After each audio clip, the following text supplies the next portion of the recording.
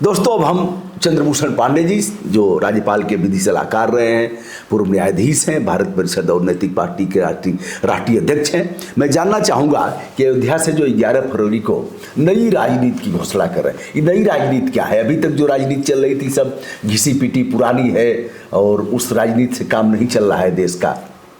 ये बहुत सही सवाल पूछा आपने कि नई राजनीति के पहले ये जानना है कि पुरानी राजनीति है क्या जी। और मेरा जो मानना है कि ये जो पुरानी राजनीति है जी, उसका आधार क्या है?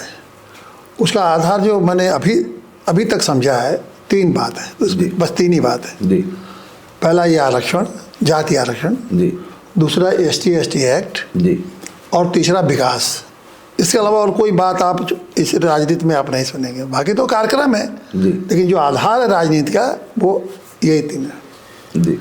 अब ये तीनों जो अगर आप मुद्दे का आप देखिए, गंभीरता से सोचिए, ये तीनों बातें ऐसी हैं जो निहायत ही अन्यायपूर्ण है जी। और अन्यायपूर्ण करने का कारण क्या है जी? कि पहला आप जाति न्याय को लीजिए, जाति आरक्षण को जी। जाति आरक्षण से क्या हो रहा है कि आप देखिए कि जाति आरक्षण के नाम पर इस समाज को तीन भागों में बांट दिया गया जी। पहला अगड़ा जिसको कहते हैं, पिछड़ा और दलित जी। तो अगड़े को तो आरक्षण है नहीं, मतलब सामान्य है, लेकिन तब भी उनको अगड़ा कहा जाता है जी। लेकिन पिछड़े को तो आरक्षण है जी, और दलितों में अनुसूचित जात जनजाति के नाम से आरक्षण है जी। अब पिछड़े जातियों में 179 जातियां हैं जिनको जात के नाम पर आरक्षण मिला है जी। तो उसका माल कौन काट रहा है? उसका सारा यादव लोग काट रहे हैं। कुछ जातियां का मुख्य रूप से, बाकी तो थोड़ा बहुत मुख्य रूप से यादव लोग उसका लाभ ले रहे हैं, 79 जातियों का लाभ जी। जबकि सभी जातियों का आरक्षण इसलिए दिया कि सभी जातियों को लाभ मिले जी। उसी तरह से अनुसूचित जाति है जो दलितों के नाम पर, उसमें भी 61 जातियां हैं, लेकिन उसका लाभ मुख्य रूप से चमार या जाटो उठा रहे हैं जी।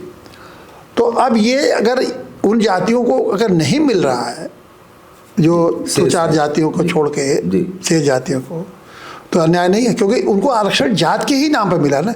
जिस जात के नाम पर उनको आपने पिछड़ा घोषित करके और कहा कि इनको हम अवसर देंगे, तो उनको तो अवसर आपने 75 साल से दिया नहीं जी।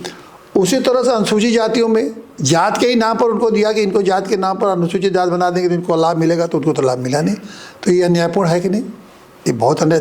एक जाति के जिसको वो कह रहे हैं कि जाति आरक्षण के काम पर राजनीति कर रहे हैं, वो अपने आप में कितना अन्यायपूर्ण है कि उसे करोड़ों लोग उसे वंचित हो जा रहे हो, कोई जिनके लाभ के लिए बनाया गया जी। दूसरा आप देखिए ST एक्ट। अब ST एक्ट में क्या हुआ कि एक जात को आपने सम्मान दिलाया जी, जबकि संविधान कहता है कि सभी जाति को हम सम्मान देंगे। तो एक जात लोगों को आपने एक तरह से अधिकार दिया, उनके कहते तो है कि हम उनको संरक्षण देने, उनकी सुरक्षा के लिए दे रहे हैं, लेकिन उनको एक तरह से आपने अधिकार दे दिया, एक तरह से अधिकार दे दिया कि जिसको चाहे वो झूठे मुकदमे में फंसा दें। और वैसे सख्त कानून ऐसे बना दिए कि झूठे मामले में भी जब तक जेल न जाए तब तक छूट नहीं, अपराध दर्ज होना ही है, अपराध दर्ज होना ही है, तो जमानत नीचे तो पानी तो हो गया ना। तो ये पानी। तीसरा जो है पुरानी राजनीति का आधार, ये विकास। अब विकास क्या है? ये शहरों की रौनक, शहरों की बड़ी बड़ी बिल्डिंगें, हाईवे, बड़ी बड़ी हाईवे, बड़े हवाई जहाज, जो शान शौकत, आप यही तो समझ रहे, आपको लगता है विकास है, नीली पीली लाइटें, लेकिन हाँ तमाम भौकाल, नेताओं का भौकाल, जहाज, ये वो। ये बताइए कि ये विकास का मतलब ये होता है कि समान शिक्षा, हम पहला बेसिक स्तर क्या है कि समान शिक्षा, समान चिकित्सा, समान न्याय, समान सुरक्षा, समान आपको अधिकार, यही तो है। आप ये बताइए कि ये इस तरह से आप इनको कह रहे हैं कि हमने विकास कर दिया, तो ये जो बेसिक चीज़ें हैं उसमें कौन सा बदलाव आया? फंडामेंटल चीज़ें जो जीवन के लिए जो फंडामेंटल जी, वो तो आया नहीं। तो ये है पुरानी राजनीति, पूरी एक तरह से अन्यायपूर्ण तरीके से। और कुछ लोगों को उनकी हैसियत बढ़ाइए और चाहे उनको कहिए कि हम लोग चाहते हैं कि इस राजनीति को अब ख़त्म करने का समय आ गया, क्योंकि बड़ी नई पीढ़ी आ गई है, समझने वाली चीज़ पीढ़ी आ गई है, हर चीज़ से हर तरीके से समझने आ रही है। जो ज्ञान अभी तक नहीं था वो सोशल मीडिया से आ रहा है, वो इसको बर्दाश्त नहीं करेगी। अब हम लोग चाहते हैं कि एक ऐसी राजनीति लाए जो न्याय पर आधारित या न्याय पर आधारित। हम लोग न्याय के आधार पर आधारित एक राजनीति खड़ा करना चाहते हैं। और वो न्याय का आधार क्या है कि पहला तो जाति आरक्षण के बल जाति न्याय। हम ये कहते हैं कि अब जाति जनगणना हो रही है, मोदी जी करा ही रहे।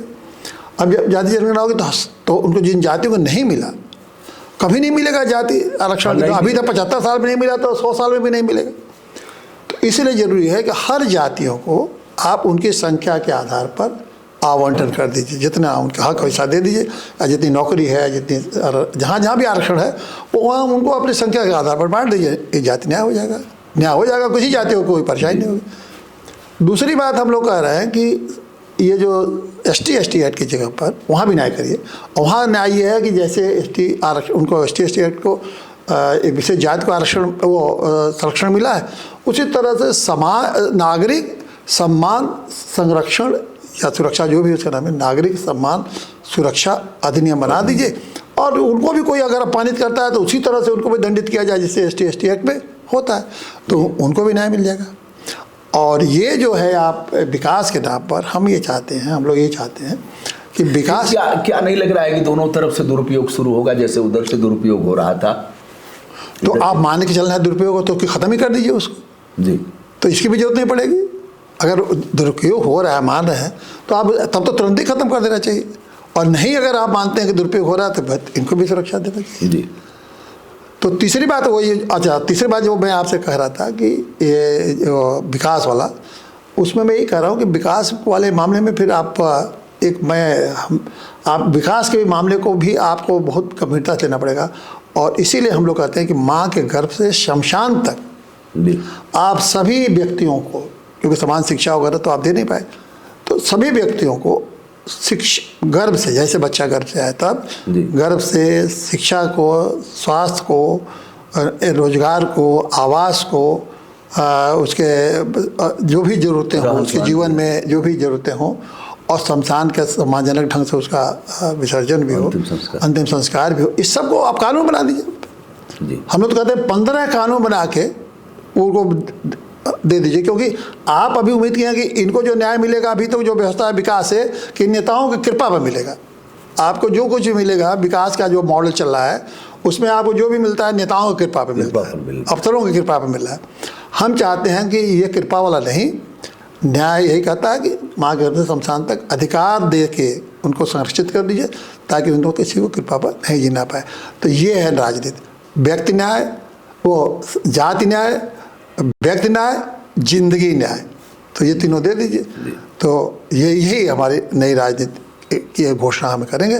और मैं समझता हूँ कि पूरे देश के लोग इसको, और पूरे देश के जो खास करके युवा इसको देखेगा, बड़ी तेज़ी से इसको कहेंगे। और इन पुरानी राजनीति की जितनी पार्टियाँ हैं, भाजपा, कांग्रेस, सपा, बसपा, सबको बाहर करिए, ख़त्म करिए, इसी लायक नहीं रहे। अब इनके पास कोई विचार नहीं रह गया, ये अन्याय के ही विचार पर खड़े रहेंगे। और इनके अन्याय, क्योंकि ये छोड़ नहीं सकते ना, क्योंकि इन्होंने जो भी अपने को बनाया है अन्याय के आधार पर अपने को खड़ा किया है, और अब ये टिक नहीं सकते। तो सारे देशवासियों सभी से कि इनको आप बाहर करिए और नई राजनीति के जो न्याय पर आधारशिला पर खड़ी करिए। देखिए देश में कितने बड़ा खुशहाली आएगी कि सारे आपस में द्वेष खत्म हो जाएगा, मेल मिलाप हो जाएगा, भाईचारा हो जाएगा, और फिर हम निरंतर तरक्की करते जाएंगे। तो यह रहा दोस्तों, यह मोटी मोटी परिभाषा थी जो काफ़ी सारगर्भित है, और किस तरह से नई राजनीति की शुरुआत करने जा रहे हैं पूर्व न्यायाधीश चंद्रभूषण पांडे जी। और मैं सबसे एक बात निवेदन भी करूँगा जी कि 11 फरवरी को अयोध्या में आए और नई राजनीति के सहभागी बने, और ताकि देश के लोग समझें कि भाई नई राजनीति का भूगोल बच चुका है। 11 फरवरी अयोध्या, नई राजनीति की शुरुआत, और शुरुआत करने वाले हैं चंद्रभूषण पांडे जी, जो मोटा मोटा इन्होंने बताया किस तरह से गरिमा के साथ लोगों के जीवन जीने का अधिकार है, संविधान में वर्णित है, वो उन्हें मिले। नेताओं की कृपा पर हम आधारित नहीं रहे, ऐसे कानून बने कि गर्भ में पल रहे बच्चे से लेकर के शमशान घाट तक डिग्निटी के साथ हमें जीवन जीने और अंतिम संस्कार का अधिकार मिले। बहुत बहुत धन्यवाद आपको, प्रणाम।